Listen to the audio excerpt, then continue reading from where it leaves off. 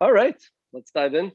Joshua Schachter, very nice to chat with you on this first episode of Blast from the Past. That's at least the working title on Context TV, where we talk to pioneers who have helped build some of the companies that we love, we adore, and that basically have shaped the internet as we know it today. So obviously you've done a lot and you've done a lot more since then, but I want to kind of go back in time and talk a little bit about Delicious. I'd love to just start off and get your thoughts on and your feedback on what was the big idea? When did you first think about it? And when did you dive in? So in the late 90s, I started a website called Memepool, and it was pretty big back then. I mean, not by modern standards, but for an individual website, it got a ton of traffic. I think it was like 1 million hits a month or something like that. And it was before the word blog happened, like just right around then. And what happened is the website was basically a sort of short items with a couple of links. With we had like, I don't know, 50 or 60 people who would occasionally submit little tiny articlets, and a couple of editors who decided to post or not. And what happened was, it like I said, it got a fair bit of traffic. And then down at the bottom, there was an email address where people would send links. And people sent in a lot of links. And I would read the email, like, this is pretty interesting. And I'd write it down in a text file. And I had this text file of things to write up someday. And on top of that, it was also stuff that I had found just while out browsing. So this file got bigger and bigger over time. And what I would do is I would paste the one link per line, and then I would leave a space. I would put a hash mark, which in Unix means comment, right? Ignore the rest of the line. Hash mark, and then my notes, good site about Wi-Fi or whatever. Except my notes I'm pretty terse when I write. So I would just write Wi-Fi. So I decided I needed a better way to manipulate this file. So I built a website that was called Muxway, and for odd reasons. And it was basically, instead of pasting links into a text file, it was a bookmarklet, which is a tiny bit of JavaScript that would run when you clicked on it. So I'd be on an interesting website. I'm like, oh, I'm going to save this. I'd click the bookmarklet. It would pop into the website, my website, and have grabbed the URL, the title of the page, and it had a text box for tags. And this is the first sort of tagging for the web that ever showed up. However, it was just for me, right? It was single user.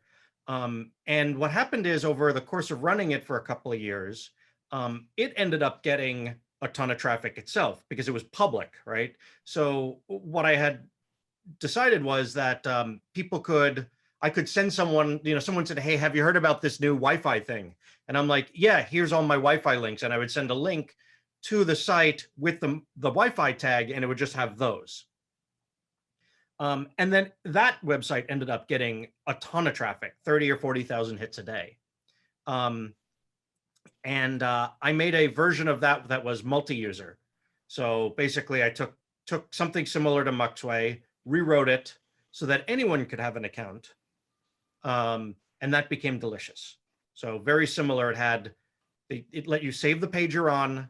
It let you type a little bit of notes, and it let you add tags. That grew very quickly because like I said, Muxway had, tens of thousands of views a day. So I just put a little note at the bottom. If you want one of these, go to Delicious.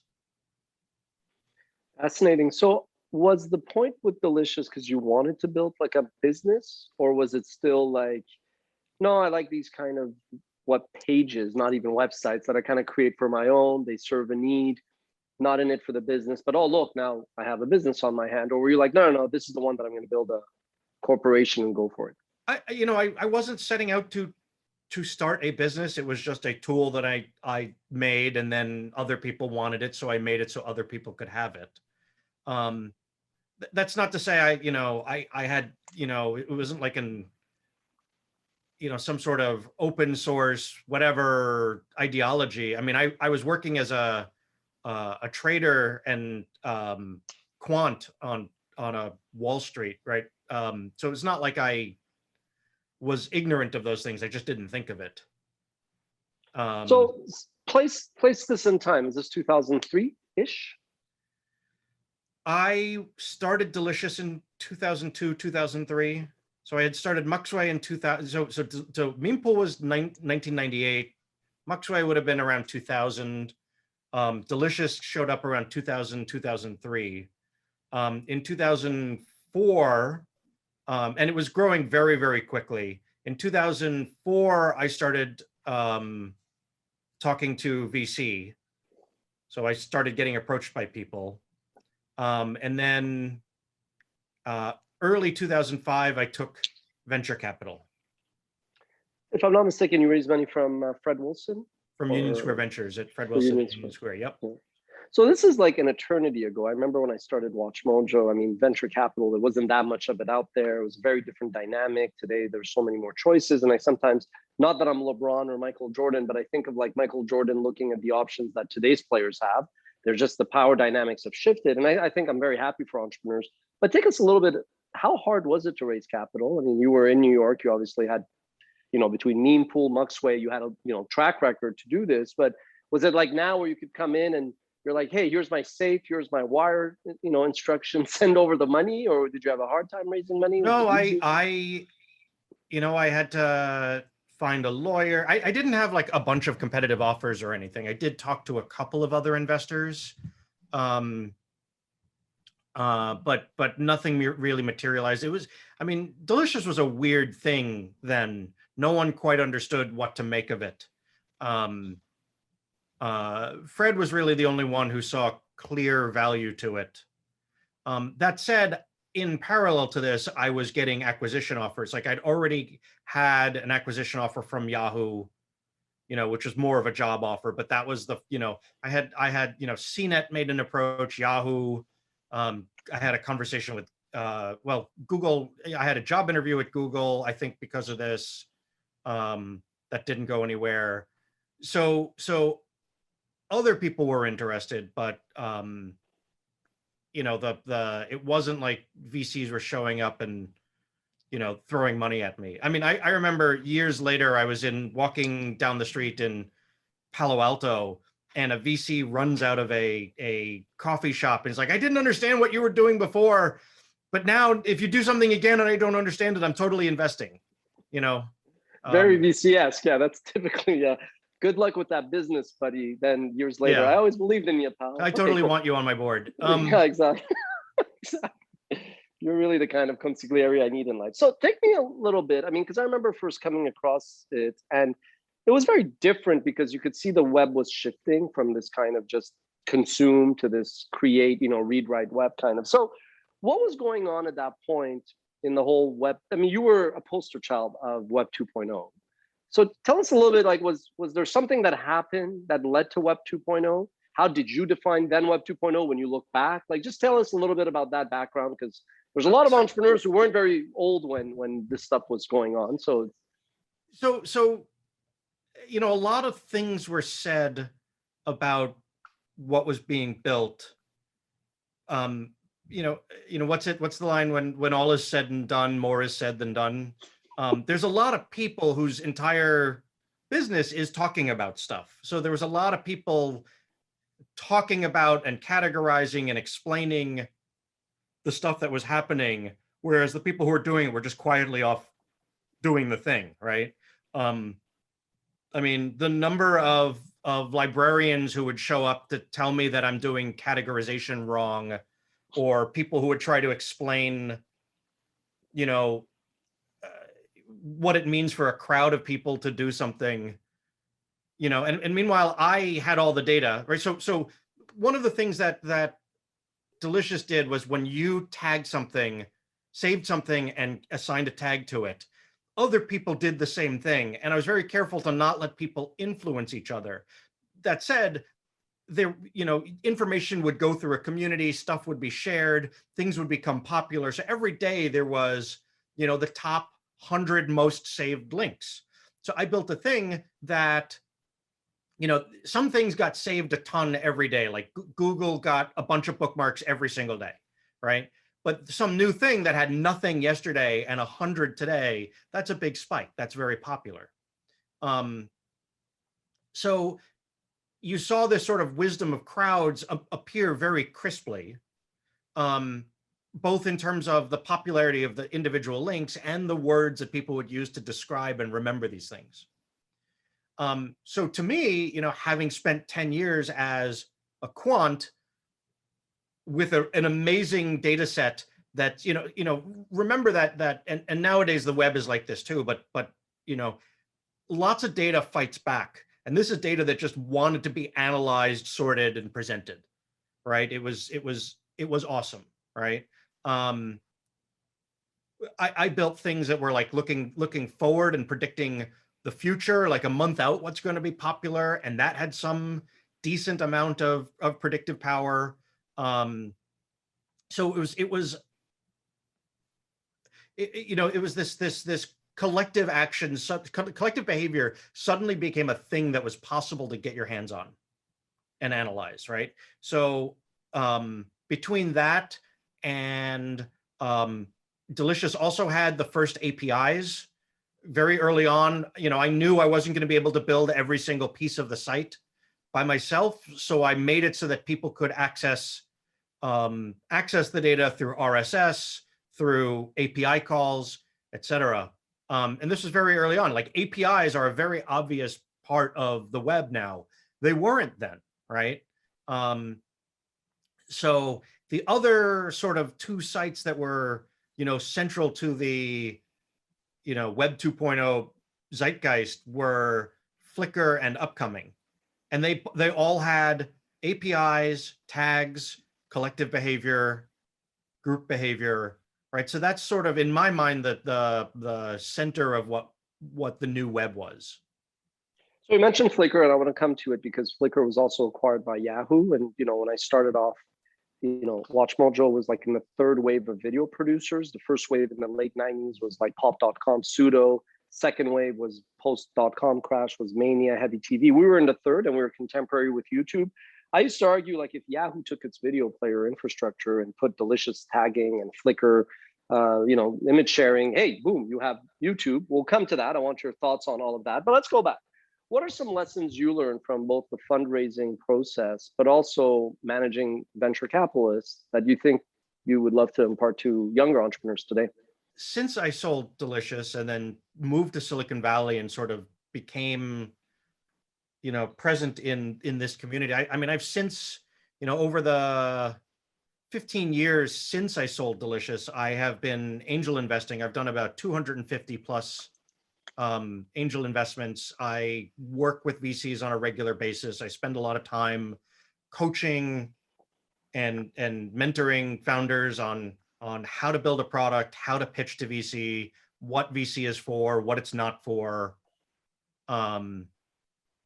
So my, the me that interacted with VC in 2005 is sort of very outdated, right? The VC has changed, the world has changed, and I have changed. So thinking back to then, it's very, very tough.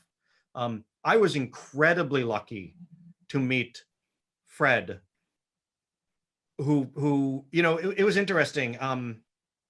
I talked, when I was fundraising, I was talking to a lot of investors at the time, and it was very interesting. One thing that was sort of funny is, like, I would talk to some investor and they're like, well, I have no idea what you're doing, or I don't understand this at all. But if I could give you one piece of advice, it would be, don't take money from, and they'd name a specific venture fund.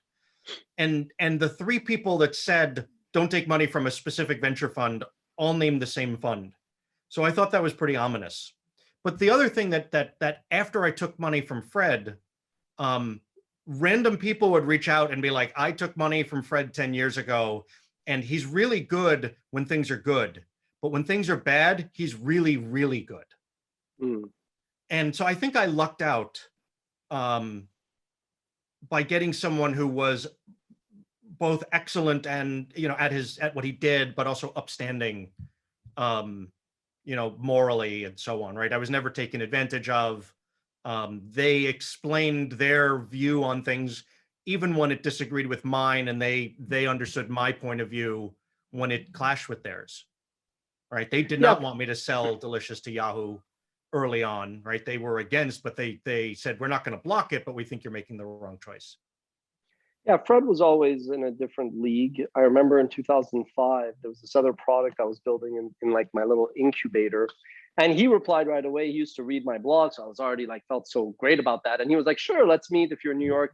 And I remember Charlie was like, no, you don't need to take this meeting. Let me just dig into it. And he totally like cock blocked the meeting. And it always like scarred me in a way. But then I went on to build Watch Mojo, which was a content play, which nobody was interested in. But Fred, deserves all the success he's had. And what you described, he was always very generous with his feedback and not surprised. I would love you, if you're up for it, to tell us who were the three people, no, not who, which venture firm those three people said don't take money from. If you want to go there, I'd love to hear that. I'm not going to go there. It's not a. I did not think you would. It's not relevant to the modern era, so it's okay. All good, all good. One thing you said earlier that I just want to come back very quickly. You said what VC is for and what VC is not for. What is it not for? Well, the analogy that people frequently give is that VC is rocket fuel, and if you have a rocket, it's great, but if you have a car or something like that, it's going to blow up, right? Yeah. And that's not to denigrate other businesses. Like I am working on, frequently I think about like, what would be a nice little business I could run by myself. That's, something like that.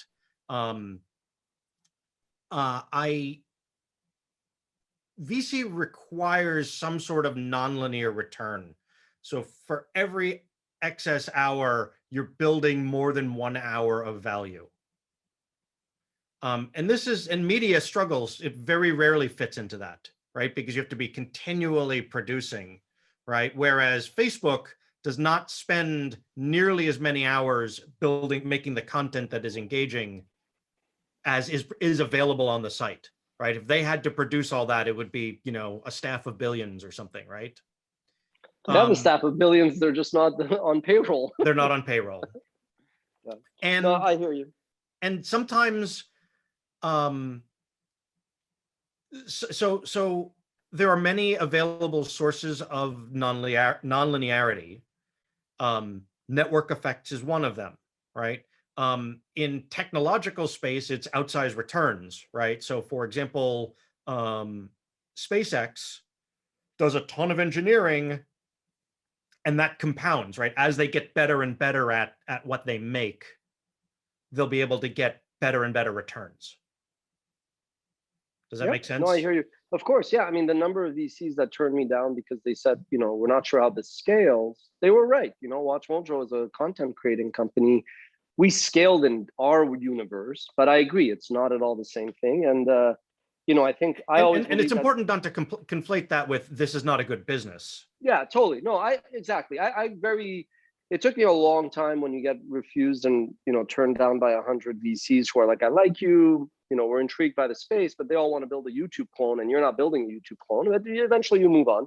And I've actually gone on to say that generally what scales overnight may not even be sustainable. And I think part of the rocket fuel analogy is when you want to make everything look like it scales, you sometimes go down paths that are not. And there's a lot of ways to goose those numbers. It's very difficult. You have to pay attention.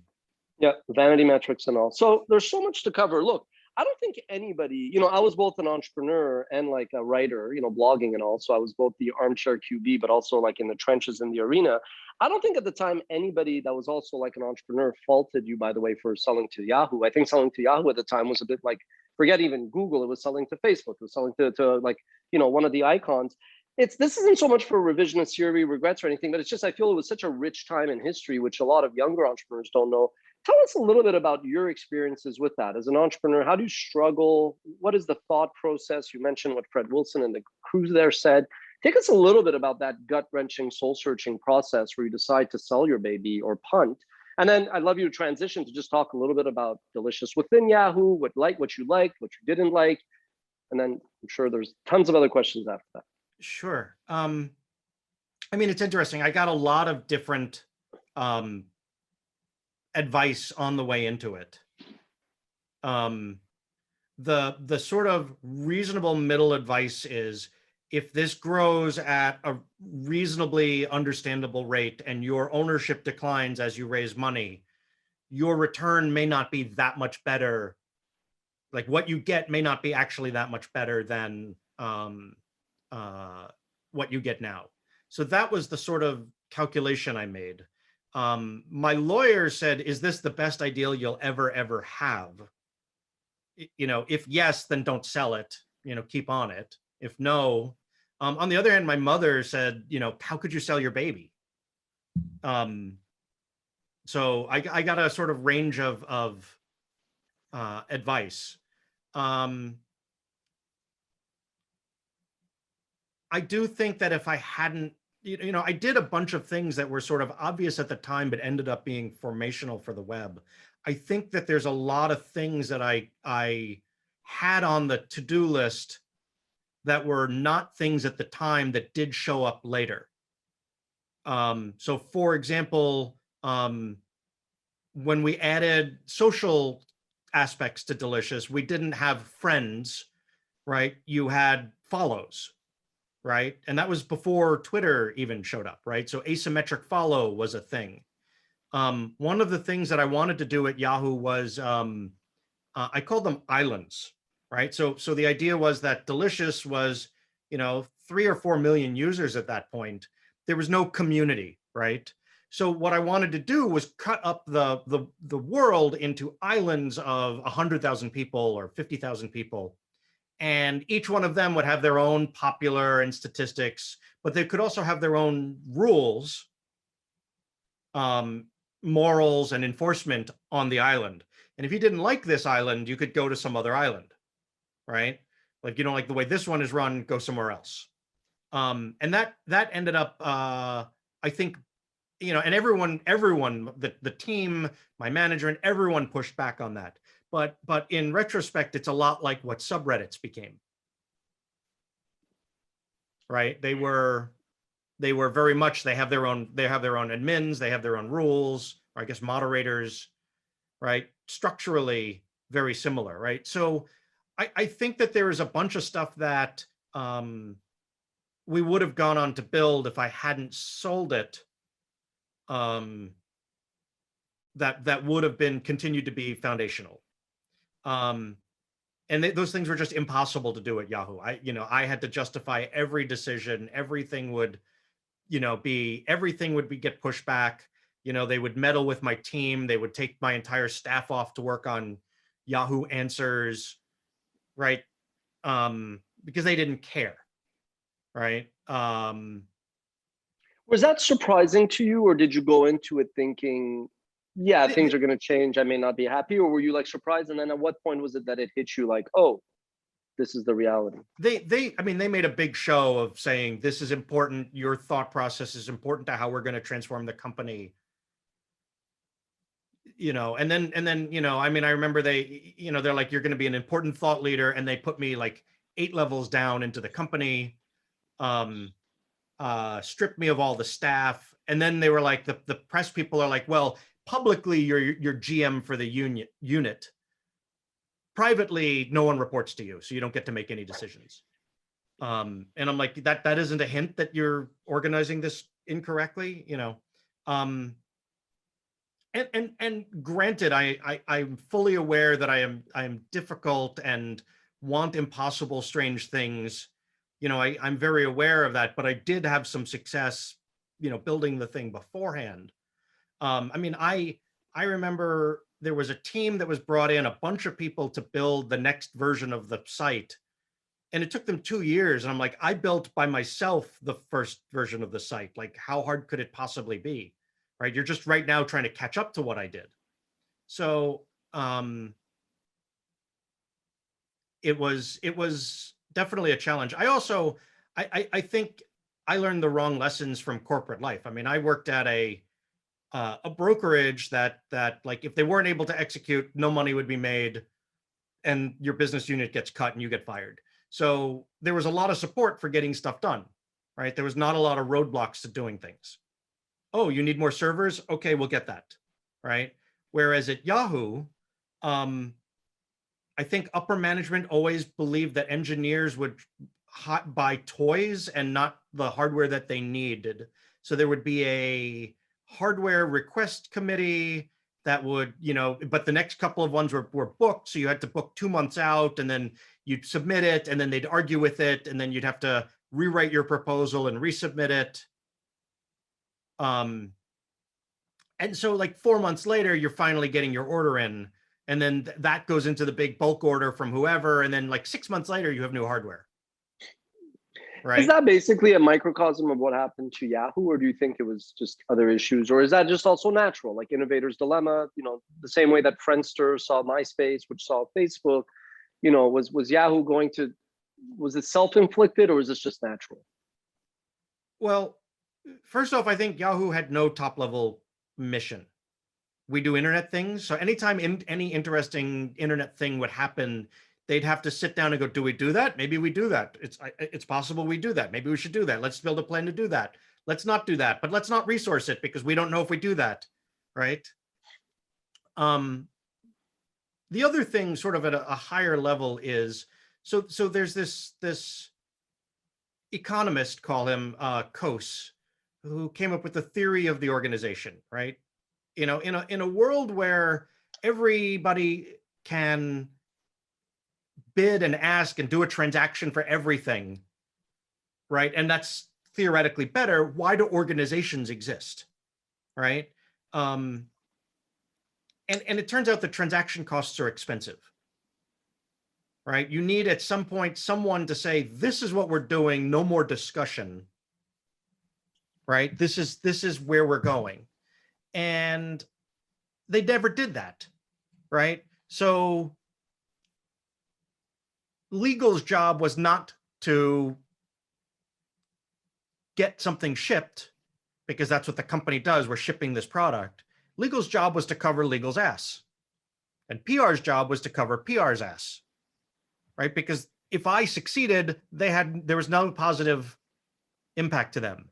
But if I screwed up publicly, they had a mess to deal with. So I remember there was one week when like PR and legal and some other org stopped me launching from what we were going to launch that week. I don't even remember what the thing was, but they had, compelling to them reasons for me not to do anything this week. What was the reason? I don't even remember. It was a combination of, we don't know if this is good and someone else is launching this week and so on and so forth. Right. So a lot was done to take the, and I wanted to do, and we struggled with it as a startup, but to have a drumbeat of every 2 or 3 weeks, ship something, some new feature, some new detail, because the users loved that. They reacted very positively to that. They always wanted more, and they wanted to see what the next thing was. And then we had 2 years of nothing because someone decided that because we were written in one programming language that they didn't like, that they would deny us overnight engineering support until the entire website was written in some other platform. And I quit in the middle of that. I gave up. When was the moment that you realized, yeah, you need to move on from this? Oh, I mean, I stopped going in every day, a couple of months before the end of my contract. I knew nothing was going to happen. There was nothing for me to do every day, right? Like my job was to come in and figure out what the next thing to do for the product is, but there is no next thing. It is wait for the rewrite to be done. So when you were mentioning meme pool, I was like, wow, this basically is Dig, Reddit, Fark even. It sounds. It was not user submitted content. It was sort of, yeah. But a precursor to that. Like it was kind of like the 1.0. I mean, this is 98, This is before the word blog was even a blog, right? This is ancient times compared to now. And then obviously delicious, like, things we take for granted. So today, what are some interesting things that you see that you feel are actually really exciting and that are shaping the next decade of what's going to happen online? So I think that there is a lot of interesting activity mixed in with a whole lot of, we'll call it misbehavior in cryptocurrency, right? There is a distributed way to build applications with shared databases that have no master. This is really interesting stuff.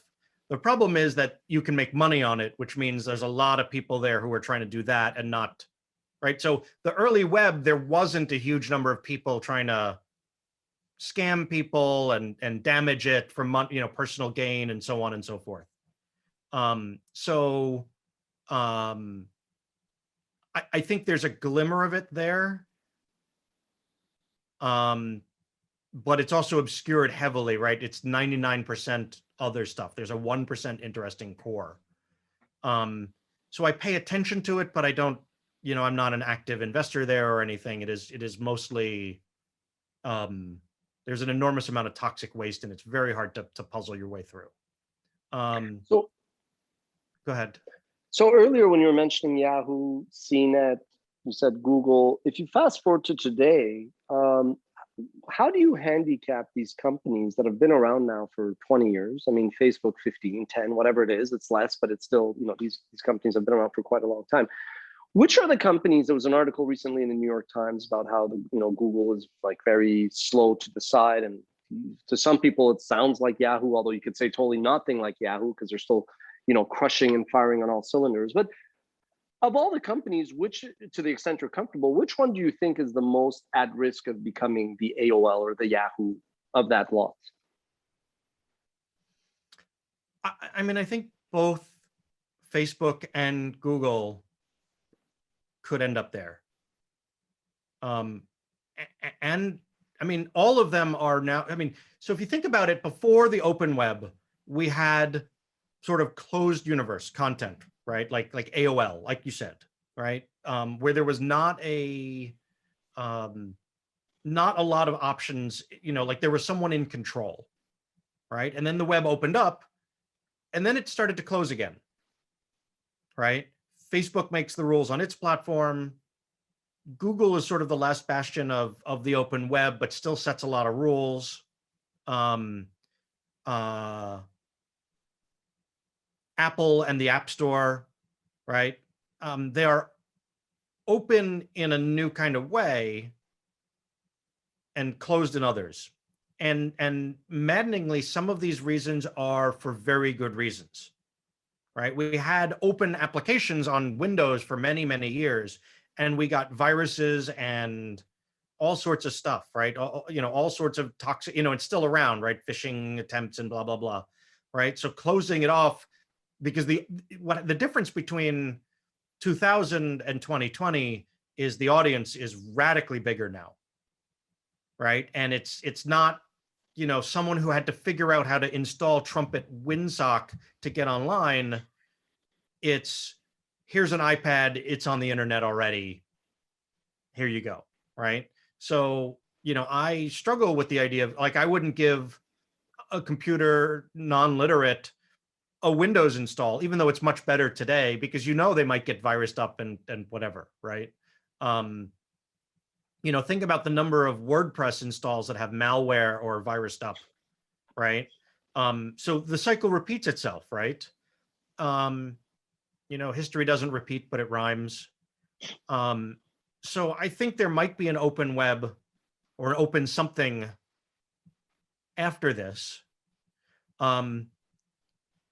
The glimmer that I have, the thing that I think about building, is some sort of message bus, right? A little bit like a blockchain, but without all the currency, crypto stuff, right? It has to be fast and, whatever.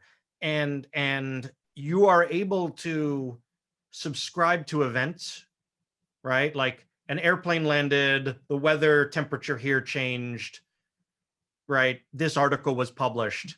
And then you can respond to those by publishing more events that other people can then build stuff on. And it's sort of an integrated, way to build on what changed recently, rather than, the web is sort of what is now with, and we do have some sort of crappy way to have streaming updates to web pages, right?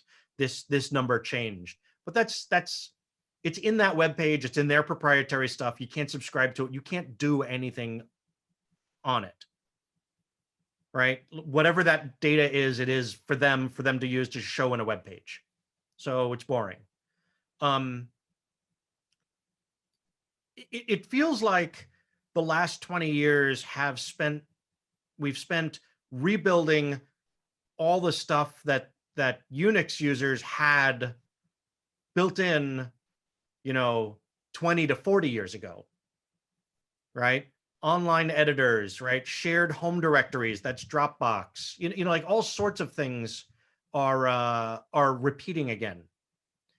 And one of the things that Unix had back in the day was composability. You'd run a program like, show me the contents of this file, and you'd send the output of that program into another program, like, and only show me the lines that match this, and then into another program, and then cut it apart on the commas and show me the third and fifth column. Into another program, add them up, right? If there is a table on a website now, and you want to have a table on another website, and you want to join them, fuck you. Cut and paste into Excel, spend 3 hours doing it, and hopefully none of those things change. And if that table data changes, sorry, you're SOL. Right?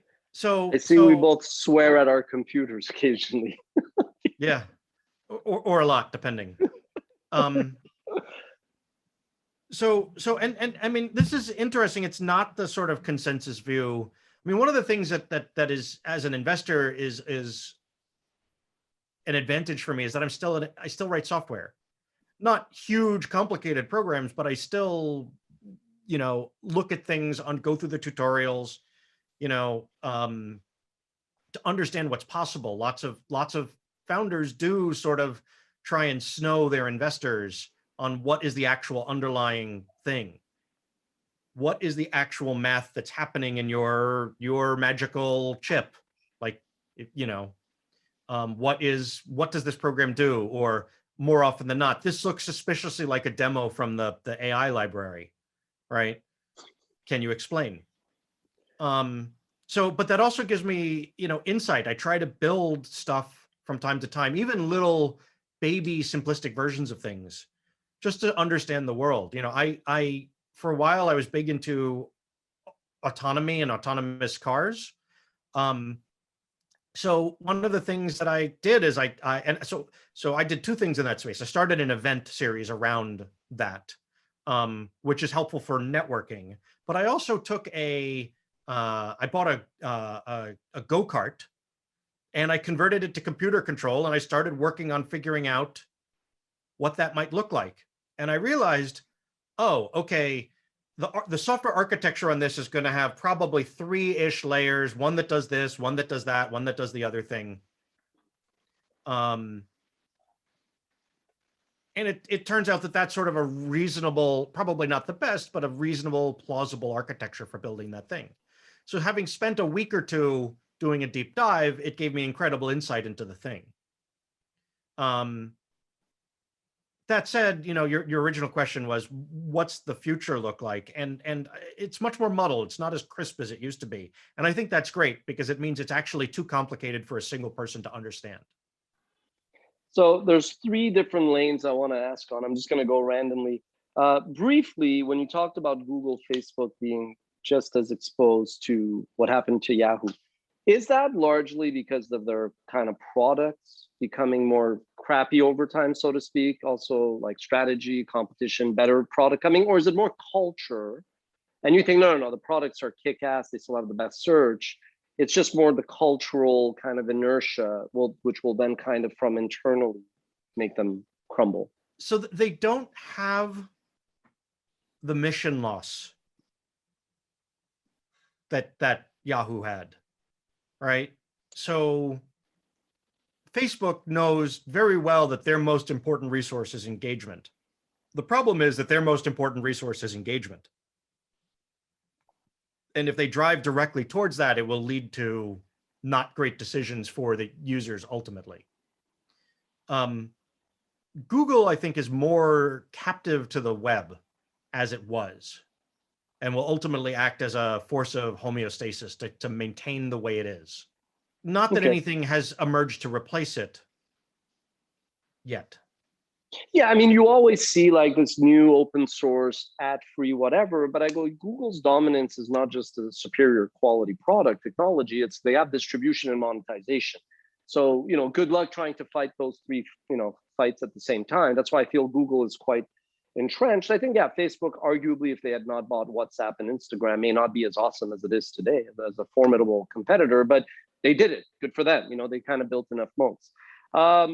You talked about autonomous cars. So I've always wondered to ask somebody who's smart and well versed in the space, are autonomous cars, first of all, ever going to be a real thing? Meaning like that could work at scale, largely not kill one another. And, it's apart from odd, margin of error issues, like will become a thing. And then a related question to that is does that kill things like Uber? Or no, au contraire, Uber is going to kind of really go deeper into that and become an even bigger business. So there's like a few questions in that one. I think that autonomy will ultimately happen, right? Between advances in AI, advances in chip capacity to run those things. I think somewhere in there, it ultimately happens. I think the burden is going to be actually regulatory. And I worry that people will say it actually has to be perfect before it can ship. And I think that's a mistake, because it just has to be moderately better than humans. But also, sort of think about what is the traffic light of the future, right? Imagine, right? The one by my house, it's not an incredibly busy intersection, moderately busy, right? The utopian view is the cars will all talk to each other and they'll all just whiz through without touching and it's fine, right? The dystopian view that I worry about is you pull up and there's a quick micro auction, right? Which, that sounds very unrealistic, except there's a quick micro auction every time you hit a web page to figure out what ads you'll get, right? So it can happen. And the Porsche automatically pays more because they have a deal with the town or something, and so he goes first or something, right? Because I think of this every time I'm stuck at the light. When I have a red light, there's no one else around, and I'm sitting there for a minute of wasted time, right? Or sometimes there'll be like 10 cars lined up in both directions and we've got reds and there's no other traffic, right? So I think that autonomous cars are going to be able to do things like not propagate traffic slowdown waves and generally improve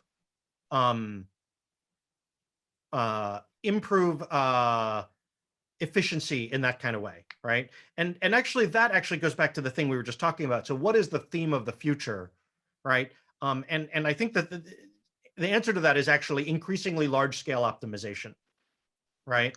So the traffic light now only knows about its timing and maybe it has a sensor, right? But the traffic light of tomorrow, which is still tomorrow before full autonomy, the entire town knows what its traffic is, right? And it understands that now right now there's a surge of traffic of people going to that concert, so we're going to try and get them out of the way, right?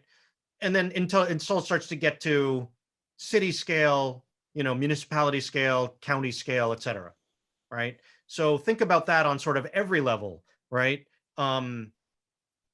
These parts aren't needed for another 18 hours, so this truck driver can take a nap. So why don't we just tell him, right? Instead of making him rush, because what happens is, one of the things that I look into a lot is logistics. The number of times truck drivers show up at a depot to drop off their stuff and then wait 4 hours for an unload window, right? Walmart and company want them to show up at an exact window, not early, not late, on time, right? So think about that applied to many, many things, right? The right thing at the right time to avoid waste. There are other issues with incredibly optimized systems, which is that they tend to be fragile. think about the incredibly optimized Texas power grid dealing with an outsized shock, right? Both under and over in temperature. Anyway, autonomy in terms of what does it mean for Uber? I think it's actually going to end up being limited by human factors. There's some research that shows that passengers alone in a car don't behave particularly well. They leave garbage, etc.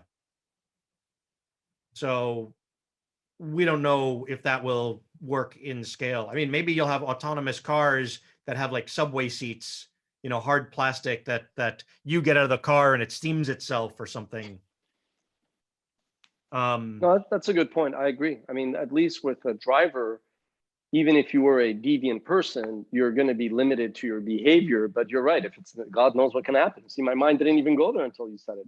Well, I mean, that's one of the worst things that I learned from running Delicious is that some segment of people are always going to be atrociously behaved, right? We see that on the internet and social all the time. Or at your local Walmart. A couple more questions. This has been really fascinating. So you're a bit older than I am, I think, but like we're in the same vintage. I'm 43. But just based on when you were doing, yeah, you have better hair though. Yeah, there you go. But I mean, if you were doing what you're doing in '98, I was figuring out if like the bar was open at my college at that point. Okay, but if basically at the time, I think it was rare to be an entrepreneur. Like you really had the crazies and the misfits. It was almost like you were either tired of working, say on Wall Street, you wanted to walk to a different beat, or you were just kind of like an outsider and you kind of were drawn into entrepreneurship. Today, it's like almost kids grow up wanting to be the next Mark Zuckerberg, and that's good and bad. I would love. I notice on forums that when someone will write a little project and post it, they don't say check out this little project. They say check out my little startup. Yeah. Is that good or bad? Do you find the noise signal is improved? Do you think now it's almost a schlocky reality where everybody's an entrepreneur? And that is a segue to the next question, which you could transition, which is if you think of USC professor Warren Bennis, he used to say, he used to ask, are leaders born or are they made? And you could have that conversation. So I want to know then, segue to, are entrepreneurs born or made? Could everybody be an entrepreneur? Is it not for everybody? Love your take on all that. So the increase in entrepreneurialism, I think, represents an increase in self-directed agency. People are going to decide what to do on their own, not because they were told what to do. I think part of this is agency increase, like people are now realizing that they're able to do this, partially because of there is some failure of the educational system, right? You're provided a series of benchmarks, do this, graduate this, write this, go to college, and then plop, you're in the job market. What am I supposed to be doing? And that huge context shift there, I think for a lot of people, they start to think about, do I really need to go work at a corporate job and work my way up the ladder, et cetera? Or do I go do my own thing, right? The number of people who have a day job doing one thing and then, something boring, and then, in the evening they sell custom sequined things on Etsy. That's awesome, right? And I hope that in the future, increasingly, there are better tools for folks like that to break free. And that said, this has been very apparent to me for a long time. I introduced Etsy to Union Square back in the day, right? Kickstarter, the same thing, both in what it represents and also that I introduced them to Union Square back in the day. So the fact that the world is not crisp anymore, like that it's not clear what's going to win and succeed and what's not, that sucks for investors, but it's great for everybody else, right? The bigger and more complicated the world is, the more opportunities, there are more ecological niches for businesses and people to occupy, right? So a less complicated world is just a fantasy, right? And we're never going back there. Hmm. And we better not, right? You're not gonna, the more craziness there is, that's each individual slightly crazy thing is, a new opportunity to invent the future. And the less of those there are, the fewer times there are at bat to figure that out. So, Yeah, I think that's that's the key. That I'm at the end of the day, I go, if it gives a better future and opportunity to the individual, then I'm personally okay and comfortable with all the noise. And who cares what I feel anyway? You know what I mean? It's like people fulfilling their best version of themselves. Whereas before, you were always at the mercy of some invisible hand. You're not in the room on Judgment Day when or some sometimes a very corporate. visible hand, right? Oh But yeah, but exactly. Yeah. but my Yes, point is a little broader than that, right? It's not that people self-determining more is absolutely better, right? But my point is that the more people trying to invent the future, the more of the future we get to see, hmm right? yeah. Some ideas, someone has, they don't, nothing exists until they happen, and then they transform everything going forward. And as the pace of the future arrives faster, we're going to see more of those and more of those simultaneously, right? So it's not like we sat, you know, feudal serfs or whatever, just waiting for the Industrial Revolution to happen. It's going to happen over and over again in multiple dimensions of multiple kinds, right? 3D printing, autonomous Yeah. vehicles, the web, communications networks, right? Um, Now, the troublesome thing is that some of the future has sort of run off, and now it's doubling back and coming back to, hit things like banking. I mean, even like software. It used to be that you'd buy a disk and you'd get the .exe and run it on your computer, and someone would sell that to you. And then we had like software as a service. SaaS is now a huge thing. I think that's future technology doubling back and smacking software in the ass, right? It's here's your app. It's just in a web page, and you pay $5 a month for it, right? Instead of having a license and blah blah blah, right? And I think that's going to happen everywhere, sort of simultaneously. And what's going to happen is some field will have an innovation and it will progress for a long time, and then someone will realize, actually, I can use computer vision in farming, and then okay, now there's a new revolution happening there. And then, so what happens is there are more types of sort of things, and there's more cross-pollination as the future goes forward. Final question. Sounds weird. Are you at peace with like your legacy? What I mean by that is because you were one of the early pioneers in the space, and then a lot of stuff happened that were either like derivatives, built on, inspired, et cetera, et cetera. But also, like, are there things that happen that you're sometimes like, hey, I was there, I have an opinion on this, I have a perspective, and in many ways, like we are all in like the top 1% of the 1%. Your outcome with Yahoo was fantastic. It obviously set the phase to then go out and invest. But we're always kind of like yearning, we want to have like legacy and all that. Is there ever where you're kind of like, you wake up and you don't feel like as fulfilled, or you don't feel like maybe I could have like built the next Facebook, or you're like, no, that's hogwash, that's not my personality? Because I admittedly, like, I've had a lot of success, don't get me wrong, but I also go like, wow, if I would have zagged here, zigged there, done this, you kind of play in your mind, because we're kind of very driven individuals. We're ambitious, we're proud. How do you reconcile all that? How do you balance that? So very rarely do I go back and think about, unless someone asks me about it, I don't go think about like, what was happening in 2006 or whatever. Like it rarely comes to me. I think about stuff where I messed up all the time. I very rarely dwell on my successes, right? It's only the failures that I think about. And I think that's just the way you're wired, right? You are set up to, like, no matter how much success you have, you'll be roughly this happy, right? If you if you get more success, you'll normalize to it very quickly, right? I'm generally happiest when I have been working on a problem and I've started to see some forward progress. So I'm only as sort of happy as the latest project I'm working on now. So success in the past is very distant. I was gonna go. It's like I'm hearing myself there. Yeah. Yeah. I think that's just, I think, you asked our our